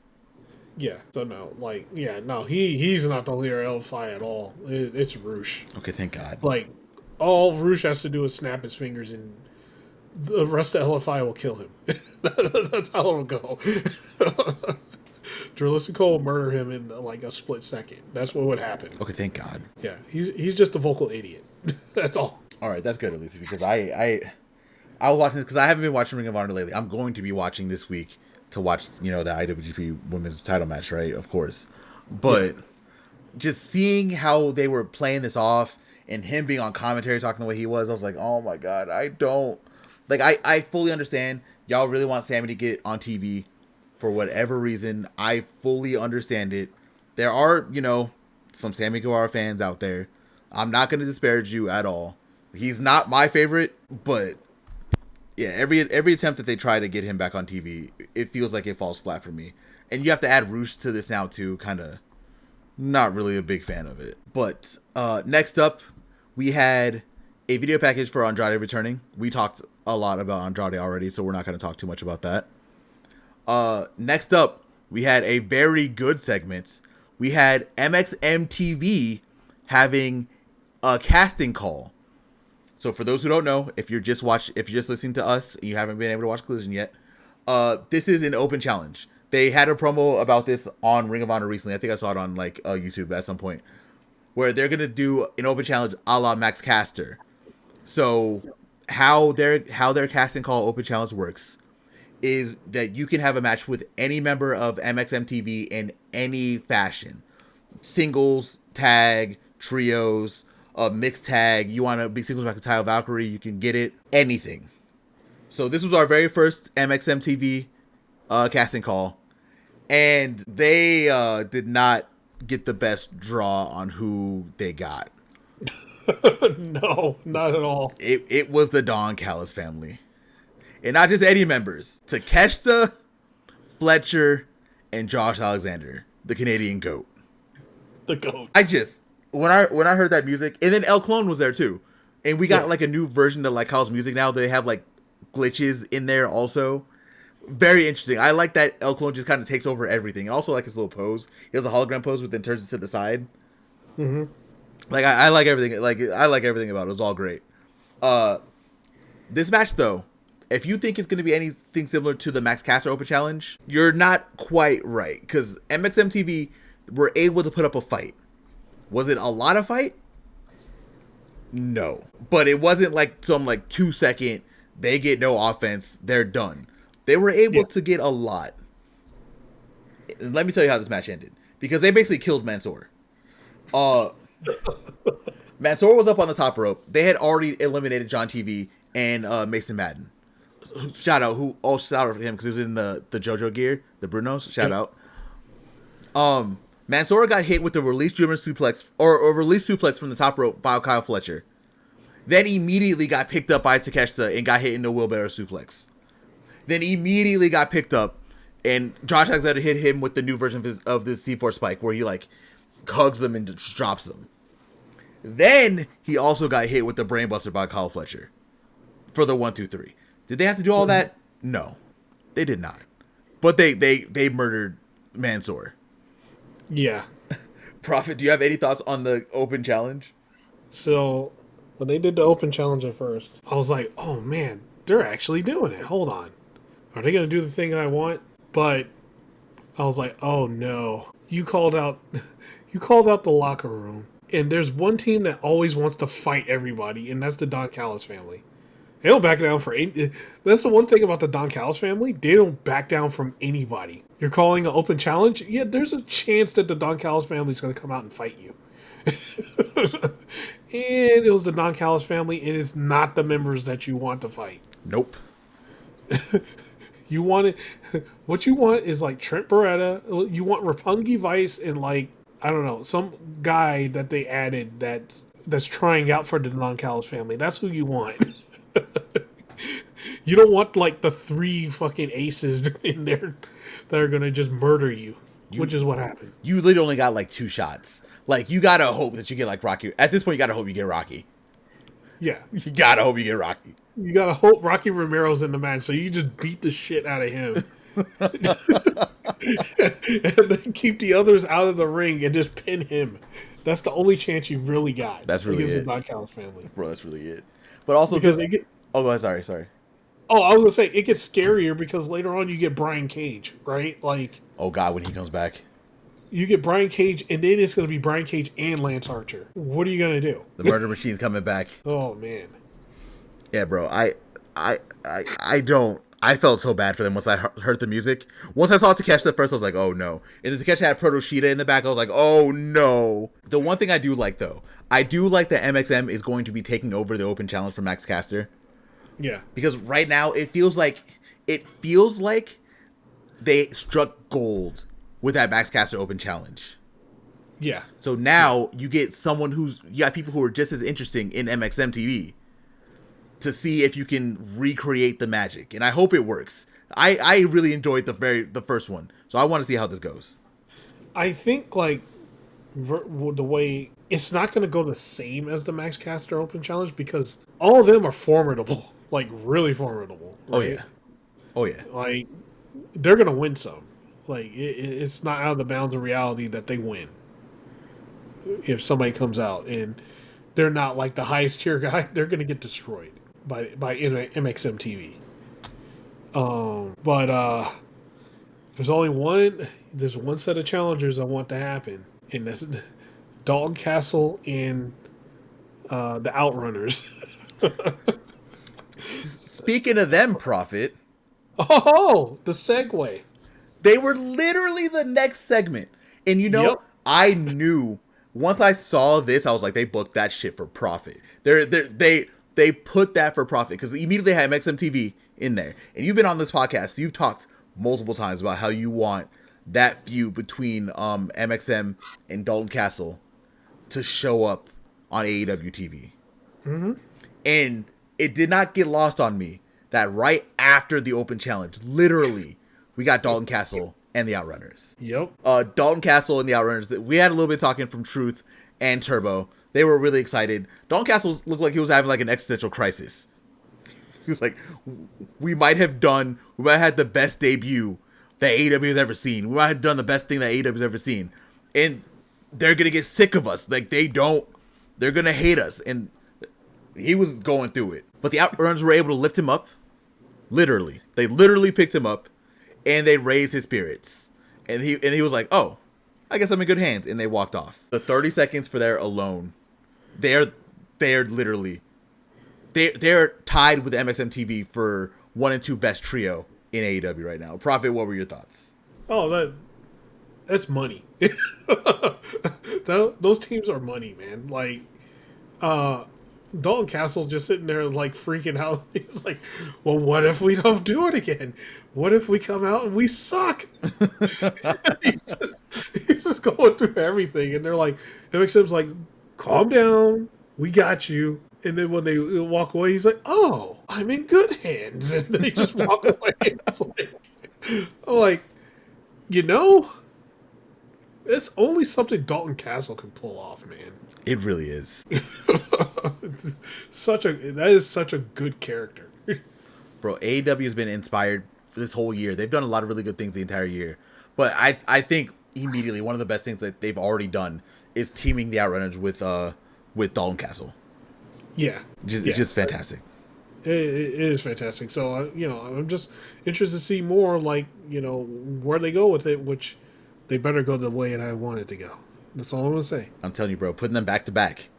You know, some people in them walls be listening to this podcast. And putting them back to back the way they did. They had no reason to do that, but they did it. So.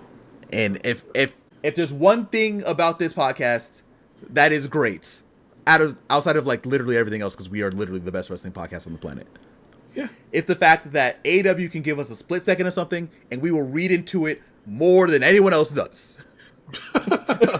that was not a coincidence, I'm telling you. It wasn't. It probably was not. Or it might have been. But I'm saying It wasn't. I don't believe it. It was not a coincidence. It was too on the nose. Why would you put them back to back? Exactly.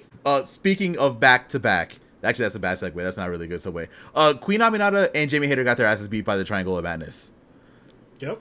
They got just worked over backstage.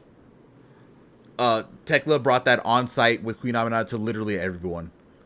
So yeah, we will see. They did another little blood and guts tease again. So we will find out who's in that match eventually. We still have a little bit of time for that match even happens. Look, that wasn't the last time we saw them, by the way. That was not. They might have taken the onside, and it's not only from Queen Aminata and Tekla, but also from Megan Bayne. Because why? Why not? Why not? We will get there. Next, I gotta talk about my favorite match of the night. Straight up. We got Kevin Knight, a member of Jet Speed, with Willow Nightingale, who did not wrestle, but they're all there together, against a member of FTR. We talked about the tease already, and to the shock of no one, it was Dax. Because I put this on Blue Sky. Dax and Nick Jackson are two people that I would have loved to see a singles run out of. Those are really big mixed opportunities, I think. Yeah. Oh yeah. Mm-hmm.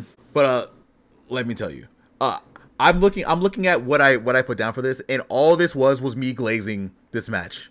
So I'm not gonna do that.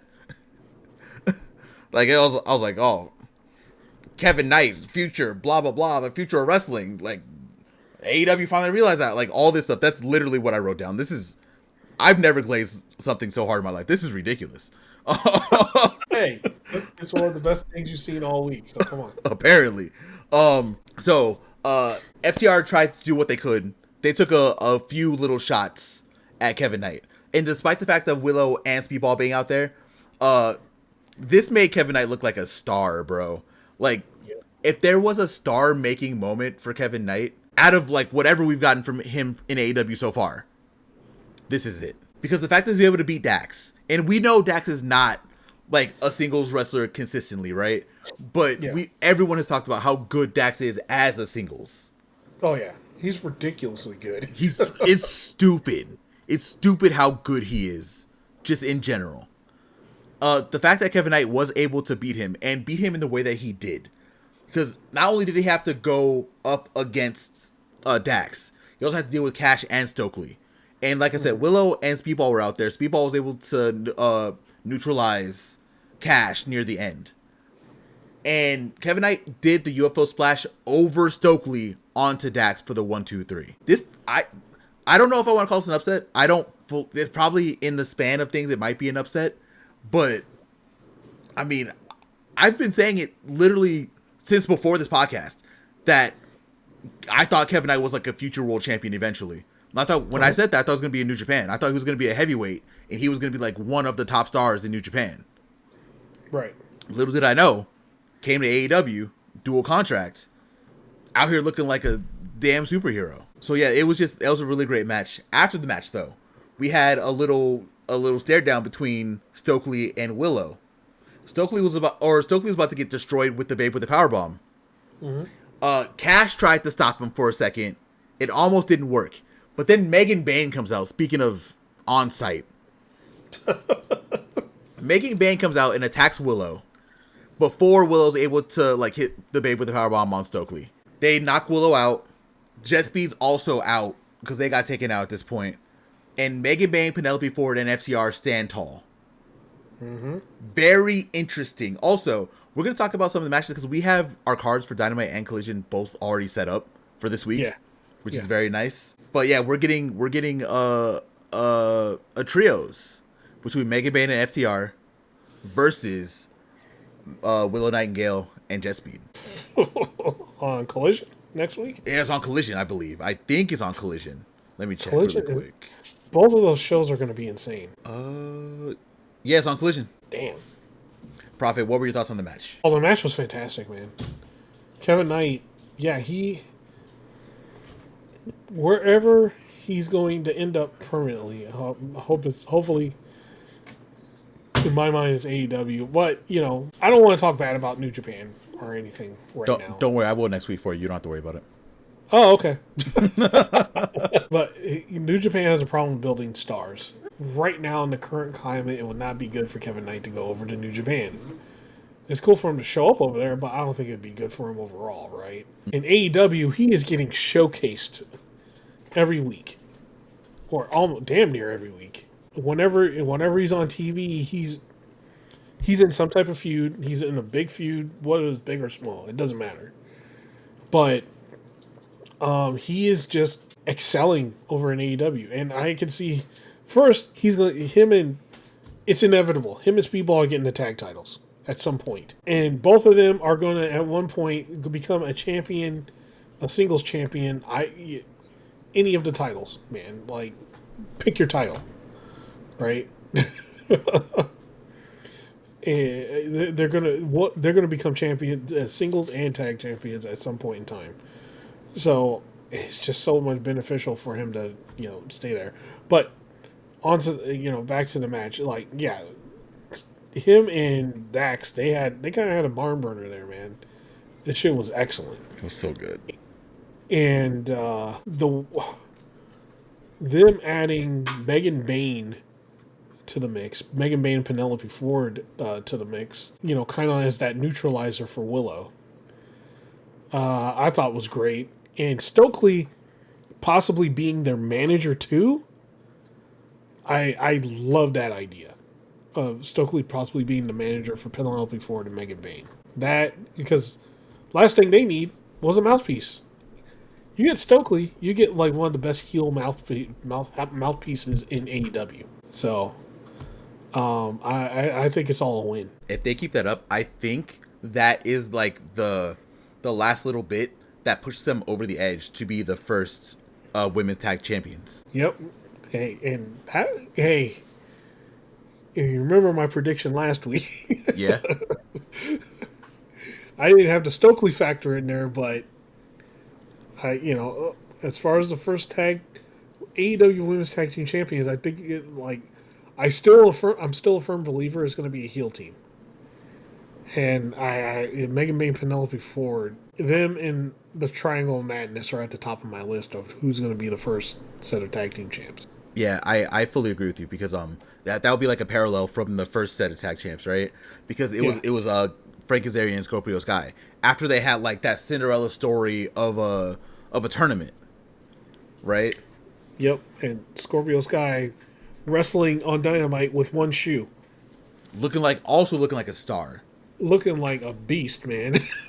It was after that I was sold on Scorpio Sky. I was like, oh yeah, that guy's the shit. Because I seen him in Ring of Honor before, and I was like, like he's okay. Like I really became a fan of him literally from that tag run, honestly. Yeah. And then when he made the TNT title the Lakers colors, I was like, yeah, you know what? All right, bro, you got it. The Lakers colors. Oh, goddamn Lakers fans. That was the best looking. That was the best looking TNT title. I don't care what anyone says. You know what, man? I personally don't hate the Lakers. I don't hate them. I hate the Celtics. I hate the other that East team over there. Mm-hmm. That's the team I hate. I'm also not a fan of the Celtics, but mine are for like very obvious reasons. Yeah, for very obvious reasons. I just never liked the Celtics. I don't like Boston either. But still. Don't let Mercedes hear you say that. Huh? Don't let Mercedes hear you say that. it'll probably get to her in some way, shape, or form from this award-winning podcast. So, if you hear it, sorry, Mercedes, Boston sucks too. There. Yeah, not a great place. Not a great place at all. And, you know, my favorite team is the Bulls, but you know what? Chicago sucks too. So there's that. Yeah. I mean, I told you, the Saints got one win today against a team that was really bad that had 5 turnovers, and they started partying outside the dome. So we're all in hell right now. They all turned into Cowboys fans, bro. Like I said, once I got that call, once I found out what was going on, I was like, oh my god, please. Anyway, before I get depressed about that, yeah, this Kevin Knight, I've been following Kevin Knight's career now at this point since New Japan, right? Since before Intergalactic Jet Setters, when he was a young lion doing big things, I was like, oh, he has like that it factor. And then when he didn't join the War Dogs like all the other LA Dojo guys did, I was like, oh, he has the it factor. New Japan's gonna do something with him. He can be like the next big star. Nothing. Yeah. Uh-huh. So I'm happy he's able to come over to AEW with dual contracts, so he can go back to New Japan whenever he wants, or whenever they need him. And it was just nice to see him doing this. I fully believe that he's going to be TNT champion before the end of next year. Yeah, I can see it. And man, like, can we talk about like the second he got into AEW? Uh-huh. The second he got into AEW, they made him they literally were like, "Oh, you haven't seen Kevin Knight yet? Yeah, just watch." Bro, that goddamn Ospreay match, bro. Yeah. Oh my god. They're like, "We're going to showcase him right away and make sure you know he is great." And they put him up against Ospreay. I guess in hindsight, now really thinking about it, I think they always knew that Kevin Knight like just has like it. He's also, his promos have also gotten so much better also. Mm-hmm. He's just effortless, bro. Like I'm happy to see a company see something in him, because I feel like New Japan did, but because of New Japan being the way that they are right now and not really fully committing on building other stars, especially stars that are not Japanese, which is valid. I said that they should be doing that. Right. It's nice to see Kevin Knight get his shine the way he is. Beating Dax, people are going to be like, oh, he's a tag team wrestler or whatever. But beating Dax is a really big deal. There's not really a lot of like wrestlers that beat Dax in singles matches. Not a lot of them. He also doesn't do singles matches a lot anyway, so that makes it a little bit more special. He had that little singles run, I think in 2022? Yeah, something like that. When Cash was in trouble. Yeah, I think that's when people really realize that he's the shit, so. Yeah. Dax is an excellent wrestler. Mm-hmm. All right, next up, we have a video package and a promo segment we got to talk about. First, Skyflight. Speaking of Scorpio Sky, we talked about it a minute ago. Skyflight is going to be going after the ROH 6-man titles. That's going to be happening soon, it sounds like, so I will be sitting down. Like I said, we had a couple like little ROH promos here, which I enjoy. It's nice to see them trying to do that. Right after this, we had our Tony Storm and Chris Statlander face to face. Or I guess with the way it was, they kind of laid down next to each other and were talking, which is very interesting. Stat basically laid it down saying like, hey, I always want to wrestle you. I think you're great. This is nothing personal, but I'm going to show you why I am the future and why I am the shit. So Stat was talking her big shit. Tony Storm was like, hey, I was very sad when I lost my title. No one deserves it more than you do. But you can't say this is personal, because that title means the world to me. I've bled for it. It's in my veins. So she literally said enough of this gay banter. So I was like, all right, y'all calm down. I mean, I get it, whatever. And she meant happy. What happened? She meant happy. Yeah. The internet didn't take it that way, because the internet, I saw a lot of people that were very not mad. They were very pent up, should I say? I don't know how to say it. They were very there were a lot of thirsty people on the timeline, is what I'll say. I guess they forgot that like in the 30s, or what was it? Early 1900s, right? Mm-hmm. Gay meant something completely different. No. Bro. No, I'm just saying they must not realize it meant something completely different, which is what Timeless Tony Storm is. The way she talks and everything like that, and the stuff she uses comes from that time period. I should have said it differently. The internet was very horny for this segment. Oh, I know they were. It was bad, bro. Like, oh my, still to right now. You go on Blue Sky right now, you can go into the AEW thing, you'll see people thirsting over this segment. Still. Straight. Sorry, guys. They're both straight. They were thirsting. Men, women, they, thems, everyone was thirsting over the segment. But you know who wasn't thirsting over the segment? The Triangle of Madness. Because while Toni Storm and Chris Statlander were starting to fight, of course, Triangle of Madness comes out and they beat down both of them. Tekla takes the mic and is like, hey, I'm not done with you. Neither of you beat me. And I'm not going to stop until I make everything toxic. And then Harley Cameron comes out to even the odds. And we're going crazy right now. So we got a match announced. The match also going to be on Collision Homecoming. Harley Cameron, Chris Statlander, and Toni Storm versus the Triangle of Madness. Heat. Proffitt, what were your thoughts? Oh, the segment was excellent. The end was excellent. Like, they were doing their thing, but they forgot. There's somebody angry and wants to fight everybody. It could have been anybody in that ring, and the Triangle of Madness would have showed up. Oh, yeah. And they were fighting in stacked shoes and heels, man. I was like, damn. Tekla's heels are huge, by the way. Yeah. I was like, and she was going around, running around, doing stuff. I was like, please don't roll your ankle. For the love of God, don't roll your ankle. Oh, no, bro. I think she got it. I think she's good. No, I think she got it. She's in full control. But yeah, no, it was great. I do like the fact that the Trial of Magnus is like, we don't really give a shit who you are. We're just gonna jump you. It doesn't matter at this point. Yeah, Harley Cameron tried to come in, but Harley forgot to count. I mean, she was able to help out a little bit. She got them out of the ring for a whole 2 seconds, and then she got beat up. Yeah, yeah. They even the odds. We're getting the trios match. It's gonna be very interesting. We'll see what happens. Mm-hmm. Right after this, we got a video package for Samoa Joe versus Hangman Page. Again, we talked about it earlier. We're very excited for this match at Wrestle Dream. Yeah. And then we move on to our main event. We have Paragon, Kyle O'Reilly, and Roderick Strong, and Orange Cassidy, who they need to stop doing the media offline thing with his Tron. Please. Please. It does not look as great as you think it does. Just anything else. Even if you do the stack Orange Cassidy, that's fine. No more media offline, please, for the love of God. Well, that's the was it El Clone stuff? I don't think it's El Clone. Like, I'm not sure. Because El Clone El Clone can seem like he affects other things, which is great, but does it have to be Orange Cassidy's Tron? Can it just do the lights?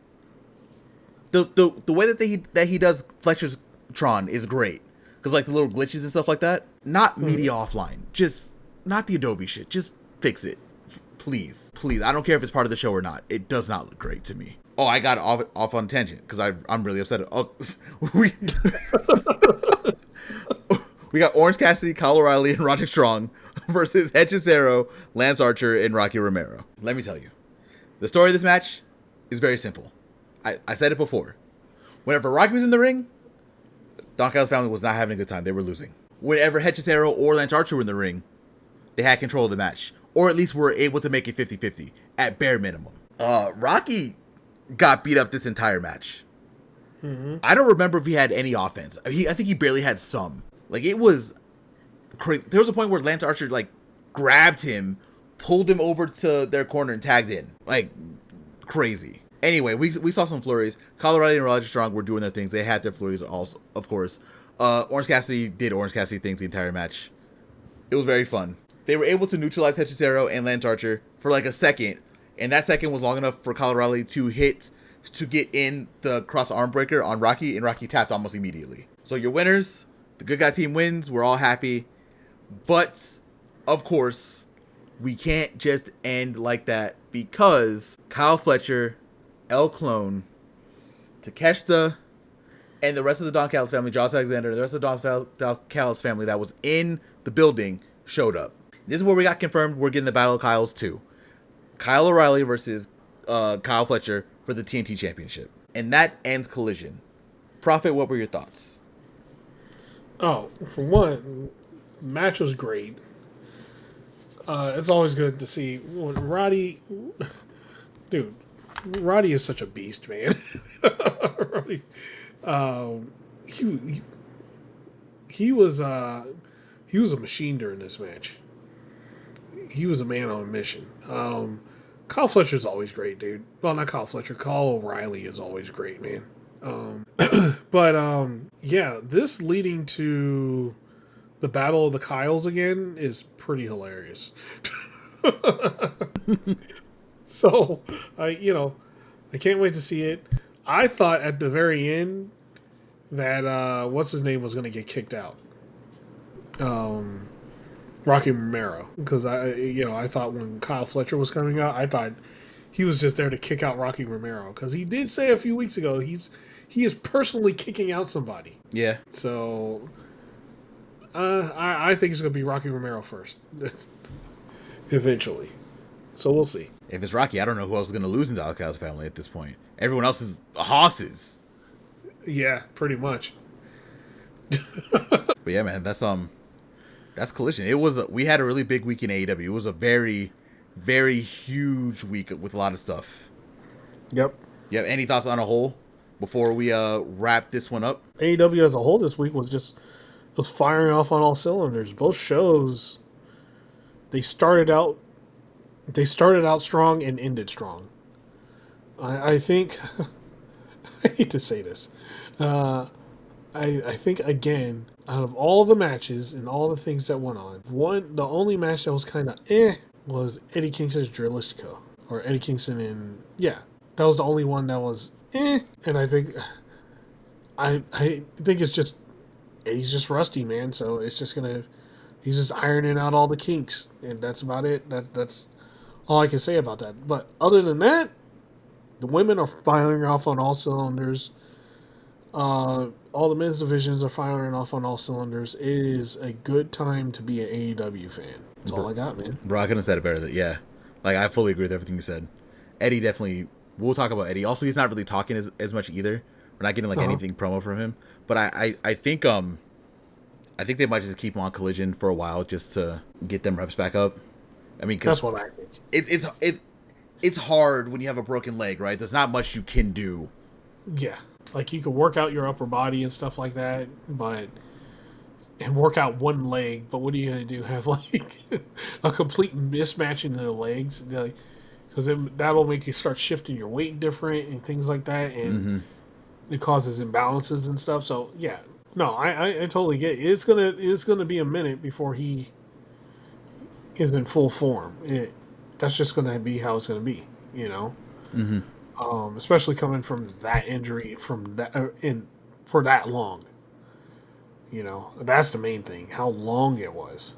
Yeah, bro. I fully agree. We'll see where we're going. I don't think we're gonna get I think AEW kind of knows. I think Eddie kind of knows. So he's just gonna keep on working until he's back in Eddie Kingston form. Yeah. Yeah, man. If that's it. That's it, man. Take us home. Wrapping this thing up. First off, of course, as always, thank you for listening, especially if you got this far. Please let us know what you think. I know we talked about a lot about Dynamite and Collision. There was a lot to talk about. Let us know. Proffitt will tell you a little bit more about that. What I'm going to tell you is if you want to talk to us directly, without even the comment stuff like that, even though you should leave comments anyway, you can follow us and interact with us on Blue Sky. We're on there all the time. We don't get to do live shows as much, but we're on there. We still talk about everything. We also talk about video games. We also talk about anime over there. So definitely make sure you give us all a follow. If you want the entire podcast, you can do that at THGBW Podcast on Blue Sky. If you want to follow Proffitt, you can follow him at PROFFITT on Blue Sky. If you want to follow me, you can follow me at Shikoku. It's on the screen. I never spelled mine. You don't have to worry about it. But yeah, you want to interact with us? Even, you know what? You can even send us questions over there too. Like if you want something said on the podcast, you want to hit us up at TGPW Podcast and talk to us over there. We'll get that. We'll talk to you. We'll do all that kind of stuff. We're doing great. Other than that, if you can't listen to us on YouTube, Proffitt's gonna tell you about the YouTube in a minute. Make sure you're following us and listening to us on Spotify. Spotify, these episodes go up around the same time now, so you'll be able to get them if you're on the go. You can listen to them without like missing a beat. They go up pretty instantly, so please make sure you're following over there. You're giving us likes, and there are comments over there too, so if you want to comment over there also, definitely do that so we can listen to them. Definitely interact with us. Give us your questions, everything. We want more interaction, so definitely interact with us, tell your friends, all that kind of good stuff, and do all that kind of stuff. Now, Proffitt, tell the people about the YouTube. All right, guys. So once again, thanks for listening, and thanks for getting this far. First things first. If you like the podcast, you like the show, tap that like button. It helps us out, helps get the podcast to more people, and people with similar interest. Also, if you want to get this show and the other shows that will be starting back up pretty soon, tap that subscribe button. That also, that will also help us out. You not only just get this show, you get the Command Grab, which is our gaming show, and then the OVA, which we don't do nearly as much. We do it every now and then, but when we do, you're going to want to listen. Hit that bell button, because also hitting the bell button also notifies you whenever our podcast comes up. And comment, as Lionel said before. Hey, we want to interact with you. Comment. I know we said some things in this podcast, so I know you got something to say. And in the description, we will have all of our socials in there. And and also the Spotify location. So yeah, man, get with us. Thank you once again, and we're out. Peace.